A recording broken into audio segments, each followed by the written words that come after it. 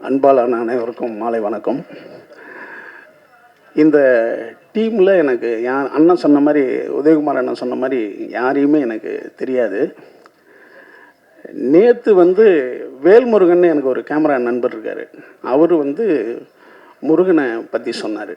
இந்த மாதிரி ஒரு ஆடியோ ரிலீஸ் இருக்குண்ணே, வரணும், அது ஒரு பகலறியான்னுட்டு.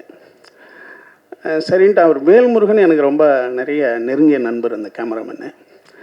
சரி, அவர் சொல்கிறாருன்ட்டு தான் நான் அண்ணன் உதயகுமாரன் சொன்ன மாதிரி அவர் என்னை பார்க்குறதுங்கிறது, நான் என்னை யார் சந்திக்க வந்தாலும் சரவண பவனில் போய் காஃபி வாங்கி கொடுப்பேன், கொடுத்துட்டு தான் நான் பேசுவேன். அதனால் நான் சரவண பவனை வர சொன்னேன். அப்போ இவங்க வந்தாங்க. ஆனால் நேற்று அவங்க தான் எனக்கு வாங்கி தந்தாங்க. அப்படி தான் ஒரு சந்திப்பவுடைய என்னை அவர் சந்திக்கணும்னு இல்லை, ஒரு மரியாதை நிமித்தமாக சந்தித்தார். அப்புறம் அவரை நான் கேட்டேன், நீங்கள் யாருங்க அப்படின்னேன். அவர் ஒரு 15 வருடமாக இந்த முருகன் இயக்குனர், ஒரு தயாரிப்பாளரில் ஒருத்தர், ஒரு ஹீரோவில் ஒருத்தராக நடிச்சிருக்காருன்னு நினைக்கிறேன். ஒரு 15 வருஷமாக சாலிகிராமம், கோடம்பாக்கம், வடபழனியில் நடிகராக அலைந்தவர் அவர் அப்படின்னு சொன்னார் என்கிட்ட. ஏன்னா எனக்கு தெரிஞ்சு 20-25 வருஷமெல்லாம் 20 வருஷமாக இந்த வடபழனி, கோடம்பாக்கம், இந்த சாலிகிராமம் ரோடுகள் அலைகிற எத்தனையோ நடிகர்களை நான் பார்த்துருக்கேன். அதே நிலையில் 20 வருஷமாக அதே நிலையில் அலைஞ்சிக்கிட்டு இருக்கான். என்ன ஒரு கனவுகளை சுமந்துக்கிட்டு அலைகிற அந்த சோகம் இருக்க பயங்கரமானது. ஆனால் இவர் ஒரு 15 வருஷம் நடிகராக முயற்சி செஞ்சு அதுக்கு பிறகு பார்த்துருக்காரு, எவனும் வாய்ப்பு தர மாட்டான், நம்மளே நடித்து தயாரித்து டைரக்ட் பண்ணிடலான்னு முடிவு பண்ணி திருப்பூரில் போய் லெக்கின்ஸ், அவர் சொன்னது லெக்கின்ஸ் ரெடி பண்ணுற அந்த ஃபேக்ட்ரி மாதிரி நான் ஒன்று வச்சுருக்கேன்னே, அதில் கொஞ்சம் சம்பாரித்து இந்த படத்தை நானே எடுத்தேன், அதுக்கு 2 பேர் உதவி செஞ்சாங்க அப்படின்னாரு. எனக்கு ஒரு கனவை அடையிறதுக்கு ஒருத்தவங்க எடுக்கிற முயற்சி சிறப்பானது, உயர்வானது. அடுத்தவங்களை எதுக்கு நம்பணும், நம்மளே நம்ம ரெடி பண்ணிக்கோன்றது இருக்கு இல்லையா.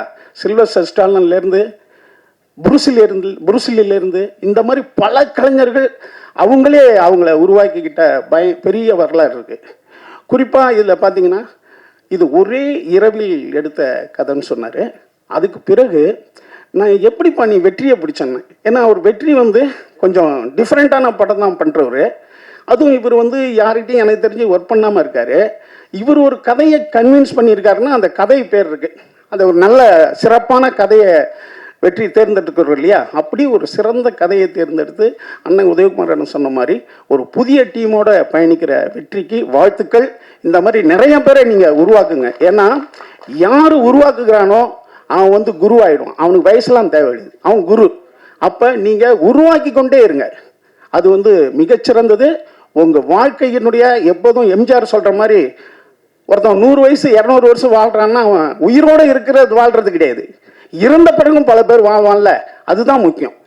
அந்த அப்படி ஒரு உருவாக்கத்தை நம்ம இந்த உலகத்துக்கும் சமுதாயத்துக்கும் உண்டு பண்ணிட்டு போகணும், எடுத்துக்காட்டாக இருக்கணும். அடுத்தது அண்ணன் உதயகுமாரன் சொன்னார், அவரே எல்லாத்தையும் பேசிட்டு போயிட்டாரு. இந்த பாப்பா, அந்த பொண்ணை அழுவிச்சு பாருங்க, அது ரொம்ப முக்கியமான தருணங்க. என்னன்னா ஒரு படத்தில் ஒர்க் பண்ணவன் அந்த கண்ணீர் விடுறது இருக்குல்ல, கண்ணீர் குழந்தைகள் தான் விட்டுருவாங்க. அடிக்கடி கண்ணீர் அழுதுகிட்டே இருக்குங்க குழந்தைங்க. நம்மளாம் எப்போ அழுதோம் நினச்சி பாருங்களேன். நம்ம ஒரு 25 வயதான பிறகு எப்போ அழுதோம்? அழுவே மாட்டோம், கண்ணீரே வராது. ஏன்னா கண்ணீர் என்பது இறைவனுக்கு சமமானது. ஒரு கண்ணீர் துளி புறக்கணிக்கப்படும் போது ஒரு தாய் மரணம் அடைகிறார்ன்றான். அந்த கண்ணீரை நம்ம கவனிக்கலன்னு வச்சுங்களேன், ஒரு தாய் செத்து போயிட்டா. அப்படி ஒரு அழகான ஒரு கண்ணீர் அது. அந்த பொண்ணுக்காவது இந்த படம் மிகச்சிறந்த வெற்றி அடையணும். ஏன்னா அப்படி ஒரு தருணம்லாம் நம்மளுக்கு கிடைக்காது. நான் எப்போ அழுதேன் தெரியல, அப்படி நம்ம பார்க்கணும். அடுத்தது யாரும் தெரியலன்னு இங்கே வந்தால் தான் பிஆர்ஓ திருமுருகன் நான் தானே பிஆர்ஓ, நான் தம்பி. அடுத்து இந்த பாப்பா என்கிட்ட சொல்லிச்சு, எனக்கு தெரியலையா சார், நிச்சு தெரியலமான்னேன். இந்த வினுப்பிரியா அதான் அசுரன்ல எனக்கு பொண்ணாக நடிச்சு தான். உண்மையுமே நான் மறந்துட்டோமா, என்னை மன்னிச்சுக்க. ஏன்னா நான் அதுக்கு பிறகு இப்போ தான் பார்க்குறேன்னு நினைக்கிறேன். அதே போல் இந்த படத்தினுடைய கேமராமேன் அபிலேஷ், அடுத்தது விவேக், எடிட்டரு, இவங்க எல்லாம் புதியவர்கள் இருக்காங்க. எப்போதுமே ஒரு புதிய தலைமுறை தான் எந்த ஒரு தொழிலையும் மாபெரும் மாற்றத்தை உண்டு பண்ணோம். முருகன் கூட சேர்ந்துருக்கீங்க. இந்த டெக்னீஷியன்லாம் சேர்ந்து தமிழ் சினிமாவிற்கு மிகப்பெரிய புத்துயர்வையும் புது ரத்தத்தையும் பாய்ச்சிக்கணும். அது இந்த படத்தின் மூலமாக அதை நிகழ்த்தும்னு நான் நினைக்கிறேன்.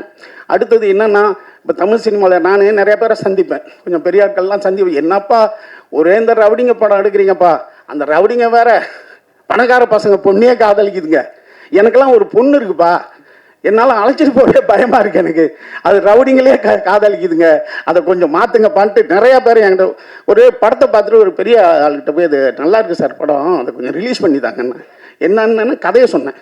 என்னப்பா ரவுடி வந்து பணக்கார பொண்ணை லவ் பண்ணிடுறான், எங்கிட்டையும் பொண்ணு இருக்குப்பா, அதை நான் ரிலீஸ் பண்ண மாட்டேன்ட்டார். இந்த மாதிரியான படங்களை வந்து நிறைய நம்ம பண்ணிகிட்டே இருக்கும்போது அதனால் நான் படத்துக்கே போக மாட்டேன்றார் அவர். இப்படி ஒரு பிரச்சனையை என்கிட்ட புதுசாக சொன்னார் ஒரு வாரத்துக்கு முன்னாடி.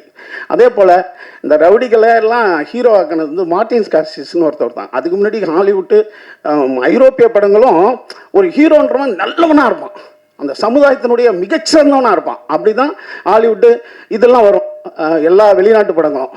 மார்ட்டின் ஸ்கார்சிஸ் தான் முதல்ல ரவுடிகளுக்கு ஹீரோ ஆக்குறார். அவர் ஆரம்பித்து வச்சது தான் இது. ஆனால் அதில் ஒரு சுவாரஸ்யம் இருக்குது, திருடர்கள் ரவுடிகள்லாம் கதாநாயகர்கள் ஆகும்போது ரொம்ப நல்லா தான் இருக்குது. அப்படி இந்த படமும் மிகச்சிறந்த படமாக இருக்கும், நல்ல படமாக இருக்கும். என்னுடைய வாழ்த்துக்கள், நன்றி.